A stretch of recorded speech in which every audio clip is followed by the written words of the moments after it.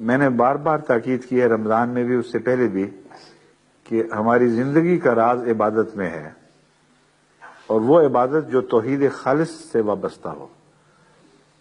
اور عبادت میں ابھی تک جماعتوں میں بہت جگہ کمزوری پائی جاتی ہے۔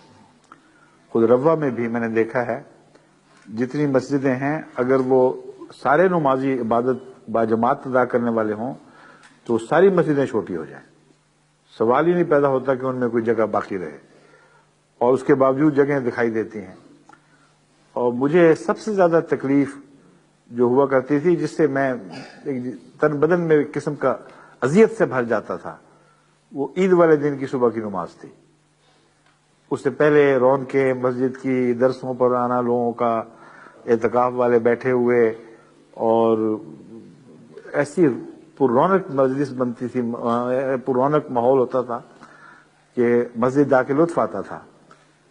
اور ایک رات میں وہ عید جو قربانیوں اور عبادتوں کی قبولیت کے نشان کے طور پر آئی ہے، عبادت کو بھول گئے۔ اتنی خالی مسجد ہوتی تھی عید والے دن کہ وحشت ہوتی تھی، گھبراہٹ ہوتی تھی، کہاں آ گئے۔ تو خدا کے لیے یہ اب اس عید پہ یہ نہ کرنا۔ جن لوگوں کو مسجد سے تعلق پیدا ہوا ہے وہ اس کو قائم رکھیں۔ میری روح ہر مسجد کے گرد منڈلائے گی عالم تصور میں، اور جہاں مجھے احمدی ایسے دکھائی دیں گے جنہوں نے مسجد سے بے وفائی کی ہے، ان سے میرا کوئی تعلق نہیں ہے۔ جو مسجد کا بے وفا ہے اس کا مسیح موعود سے کیا تعلق، اس کا میرے سے کیا تعلق؟ یہ یوں ہی میلے ٹھیلے ہیں، اس سے زیادہ کوئی حیثیت نہیں۔ تو میلے ٹھیلے نہ کریں، اللہ کے گرد اکٹھے ہوں، خدا کے جھنڈے کے گرد اکٹھے ہوں، حضرت محمد رسول اللہ کے جھنڈے کے گرد اکٹھے ہوں، اور عبادتوں میں زور ماریں۔ اور اگر آپ عبادتوں میں زور ماریں تو اتنی طاقت آپ میں ہے اور پیدا ہو جائے گی کہ آپ اس کا تصور بھی نہیں کر سکتے۔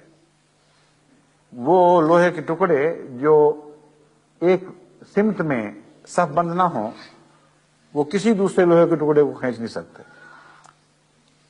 اور ان کا اگر 1% بھی صف بند ہو جائے تو مقناطیس کا قانون بتاتا ہے کہ باقی بھی اس کے مطابق ٹھیک ہو جاتے ہیں۔ اور پھر ان کے ذریعے جو طاقت پیدا ہوتی ہے، وہ لوہے کا پہاڑ بھی ہو تو وہ ٹکڑا پہاڑ کو کھینچے گا، پہاڑ اس کو نہیں کھینچے گا۔ بس آپ کی طاقت تو بہت ساری موجود ہے، یوں ہی پڑی ہوئی ہے، یعنی اس طاقت کا مظاہرہ آپ اپنے اخلاص سے کر بھی رہے ہیں، کچھ نہ کچھ مالی قربانی، جانی قربانی، لیکن اس مالی اور جانی قربانی کو رفعت نہیں مل سکتی جب تک عبادت ساتھ پورے زور کی نہ ہو۔ یہ یہی رہ جاتی ہیں چیزیں۔ اللہ تعالیٰ کو تو عبادت پہنچتی ہے، اور وہ عبادت جو خالص اس کے لیے ہو، اسی سے دعاؤں کو رفعت نصیب ہوتی ہے۔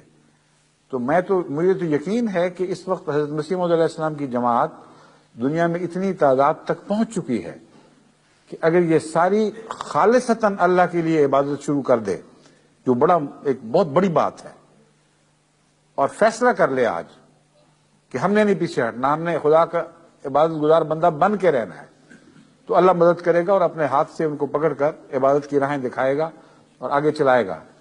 تو اتنی بڑی طاقت ہے یہ کہ ساری دنیا کی تقدیر آپ سے وابستہ ہے، بدل سکتے ہیں اس کو۔ حوصلہ کریں، یقین رکھیں، اتنی بڑی جماعت جو ہماری ہے، اگر یہ عبادت کرنے والوں کی خالصتاً للہ عبادت کرنے والوں کی جماعت بن جائے تو دنیا میں کچھ بھی ناممکن نہیں، آپ سب کچھ کر دکھائیں گے۔ بس کیوں انتظار کرتے ہیں اگلی صدی کا، اس صدی کے بھیگنے کا؟ ابھی سب کچھ دیکھ لیں، آپ کے پاس ہے۔ آپ دعا سے طاقت مانگیں، دعا سے استطاعت مانگیں، تو پھر دیکھیں۔